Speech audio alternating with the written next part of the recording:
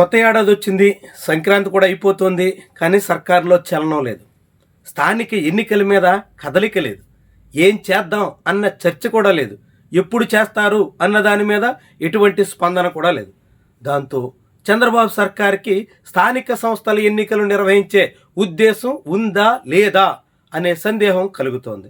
తెలంగాణలో ఇప్పటికే పంచాయతీ ఎన్నికలు పూర్తయ్యాయి. మున్సిపల్ ఎన్నికలకి అంతా సిద్ధం చేసిన వేళ కొన్ని టెక్నికల్ కారణాలతో జాప్యం జరుగుతోంది. మొత్తంగా స్థానిక సంస్థల ఎన్నికలన్నీ పూర్తి చేసే హడావుల్లో రేవంత్ రెడ్డి ప్రభుత్వం ఉంది. కానీ చంద్రబాబు సర్కారులో మాత్రం ఎటువంటి కదలిక కనిపించట్లేదు. కారణం ఏంటి? ఎందుకని ప్రభుత్వం స్థానిక సంస్థల ఎన్నికలు షెడ్యూల్ ప్రకారంగా నిర్వహించే విషయంలో జాప్యం చేస్తుంది? ఇలాంటి అనేక ప్రశ్నలు ఉదయిస్తున్నాయి. షెడ్యూల్ ప్రకారంగా ఆంధ్రప్రదేశ్లో మున్సిపల్ ఎన్నికలు మార్చి నెలలో జరగాల్సి ఉంది. మార్చి నెలలో కొత్త పాలక వర్గాలు కొలువు తీరకపోతే ఇప్పుడున్నటువంటి పాలక వర్గాల గడువు ముగిసిపోతుంది. ఈ పాలక వర్గాలు పదవీ కాలం ముగిసిన తర్వాత స్పెషల్ ఆఫీసర్ల పాలనలో మాత్రమే స్థానిక సంస్థలు నెట్టుకు రావాల్సి వస్తుంది. ఆ తర్వాత ఆగస్టు సెప్టెంబర్ నాటికి పంచాయతీలు, అదేవిధంగా జెడ్పీటీసీ, ఎంపీటీసీ స్థానాలకు సంబంధించినటువంటి అన్ని పాలక వర్గాల పదవీ కాలం ముగిసిపోతుంది. అప్పుడు కూడా ఆయా ఎన్నికలు నిర్వహించకపోతే మళ్ళీ అక్కడ కూడా స్పెషల్ ఆఫీసర్ల పాలన అనివార్యం అన్నట్టు. మరి ప్రభుత్వం స్పెషల్ ఆఫీసర్ల చేతుల్లో మొత్తం స్థానిక సంస్థల్ని నెట్టేస్తుందా, లేకుంటే దశల వారీగానైనా ఒక్కొక్క విభాగానికి ఎన్నికలు నిర్వహించడానికి పూనుకుంటుందా అన్నది ప్రధానమైనటువంటి ప్రశ్న. ప్రస్తుతం ఆంధ్రప్రదేశ్లోని అన్ని పల్లె సీమల్లో కూడా స్థానిక ఎన్నికల సందడి కొంత కనిపిస్తుంది. స్థానిక సంస్థల ఎన్నికల్లో బరిలో దిగాలని ఆశిస్తున్నటువంటి వాళ్ళంతా కొంత న్యూ ఇయర్, సంక్రాంతి సందర్భంగా హడావిడి చేస్తున్నారు. వచ్చే ఎన్నికల్లో ఓటర్లను ఆకట్టుకోవడమే లక్ష్యంగా ఈ సంబరాల సందర్భంగా కొంత హడావిడి కార్యక్రమాల్లో నిమగ్నులై ఉన్నారు. ఇలాంటి తరుణంలో ప్రభుత్వం సకాలంలో ఎన్నికలు జరపకుండా జాప్యం చేస్తే మాత్రం అలాంటి ఆశావాహుల ఆశల మీదే నీళ్లు జల్లేసినట్టు అవుతుంది. అయితే చంద్రబాబు సర్కారు ఎందుకు ఎన్నికల విషయంలో తాత్సార్యం చేయాల్సి వస్తుంది అన్నది ముఖ్యమైనటువంటి ప్రశ్న. కూటమి సర్కారు రాష్ట్రంలో అనూహ్యమైన మెజార్టీతో దాదాపు 2 ఏళ్ల క్రితం గద్దెనెక్కింది. 2 ఏళ్లు ముగుస్తున్నటువంటి తరుణంలో ఈ ప్రభుత్వం ఎన్నికల్లో ఇచ్చిన హామీల అమల్లో చాలా తీవ్రంగా విఫలమైంది అనే అభిప్రాయం ప్రజల్లో ఉంది.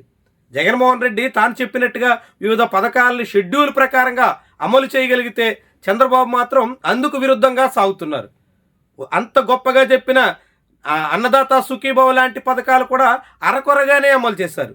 కౌలు రైతులకి నయా పైసా విధించడానికి కూడా చంద్రబాబుకి మనసొప్పలేదు.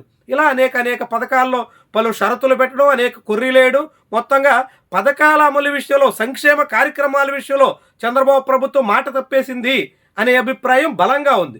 అందుకు ఆడబిడ్డ నిధి వంటివి ప్రధానమైనటువంటి కారణాలు.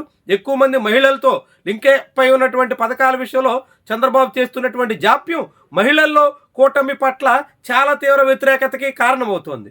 ఈ తరుణంలోనే స్థానిక ఎన్నికలకు వెళితే ప్రజల్లో ఎలాంటి స్పందన వస్తుందో అనే కలవరం కూటమి నేతల్లో కనిపిస్తుంది. అందుకే స్థానిక సంస్థల ఎన్నికల్ని వీలైనంత దూరం జరపాలి, జాప్యం చెయ్యాలి, కాలయాపనతో సాగిపోవాలి అనే ఉద్దేశంలో ఉన్నట్టుగా కనిపిస్తుంది. ఇప్పటికే రాష్ట్రంలో ఒకవైపు విపక్ష వైఎస్ఆర్సీపీ దూకుడుగా సాగుతోంది. ప్రభుత్వం మీద దండెత్తే దిశలో ఉంది. ఆఖరికి సంక్రాంతి సందర్భంగా కూడా అంబటి రాంబాబు లాంటి వాళ్ళు ప్రత్యేక పాటలు రిలీజ్ చేసి డ్యాన్సులు వేస్తూ చంద్రబాబు సర్కారు వైఫల్యాల్ని ఎండగట్టే ప్రయత్నం చేశారు. తద్వారా విపక్షం దూకుడు మీద ఉంటే పాలక పక్షం డిఫెన్స్లో ఉన్నట్టుగా భావించాల్సి వస్తుంది. అందుకే స్థానిక సంస్థల ఎన్నికల్లో స్పెషల్ ఆఫీసర్లు తప్ప సకాలంలో ఎన్నికలు నిర్వహించే ఉద్దేశం ఈ ప్రభుత్వానికి ఉన్నట్టు కనిపించట్లేదు.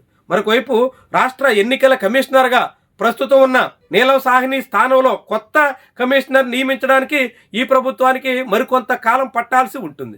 కాబట్టి నీలం సాహ్ని లాంటి అధికారుల నేతృత్వంలో కాకుండా తాము నియమించుకున్న రాష్ట్ర ఎన్నికల సంఘం ప్రధాన అధికారి ఆధ్వర్యంలోనే ఎన్నికలు జరిగేలా చంద్రబాబు ప్రయత్నాల్లో ఉన్నారు అనే అభిప్రాయం కలుగుతోంది. ముఖ్యంగా ఈ ఎన్నికల విషయంలో 2020-21 కాలంలో జగన్మోహన్ రెడ్డి హయాంలో సాగించినటువంటి వ్యవహారాలన్నీ గమనంలో ఉంచుకున్న కూటమి నేతలు ఇప్పుడు కూడా అదే రీతిలో అంతకు మించి కూడా ఏకపక్షంగా స్థానిక సంస్థల్ని తమకు అనుకూలంగా మలుచుకోవాలనేటువంటి ఉద్దేశంతో ఉన్నారు.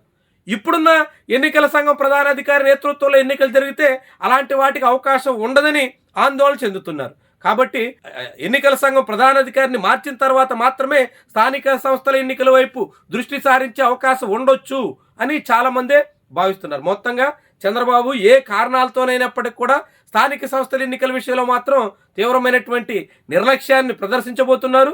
మరికొంతకాలం నెట్టుకొచ్చే ఆలోచనలో ఉన్నారు. అది ఎప్పుడు నిర్వహిస్తారన్న విషయంలో మాత్రం ఇంకా కూటమి పెద్దల్లో మాత్రం స్పష్టత అయితే కనిపించట్లేదు.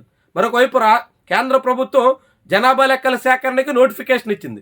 ఏప్రిల్ నుంచి జనాభా లెక్కలు మొదలవుతున్నాయి. కాబట్టి జనాభా లెక్కల సేకరణ ప్రక్రియ పూర్తయిన తర్వాత మాత్రమే స్థానిక ఎన్నికల వైపు దృష్టి సారిస్తారా, అప్పటి వరకు స్పెషల్ ఆఫీసర్లతోనే నెట్టుకొస్తారా అనే ప్రశ్న కూడా ఉంది.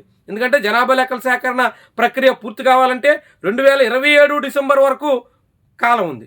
అంత కాల పరిమితితో స్థానిక సంస్థల్లో ప్రజాప్రతినిధులు లేకుండా, పాలక వర్గాలు లేకుండా నెట్టుకురావడం అంటే కేంద్ర ప్రభుత్వం నుంచి రావాల్సిన అనేక రకాల ఆర్థిక సంఘం నిధులకి కొర్రీలు వేసుకున్నట్టు అవుతుంది. మరి అప్పటి వరకు రాష్ట్ర ప్రభుత్వం కేంద్రం నుంచి రావాల్సిన గ్రాంట్ల విషయంలో కూడా అందుబాటులోకి రాకుండా, రాష్ట్రానికి చేరకుండా, స్థానిక సంస్థలకు దక్కకుండా చేసే ప్రయత్నం చేస్తుందా?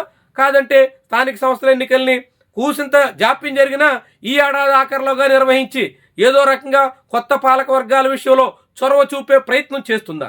తేలాల్సి ఉంది.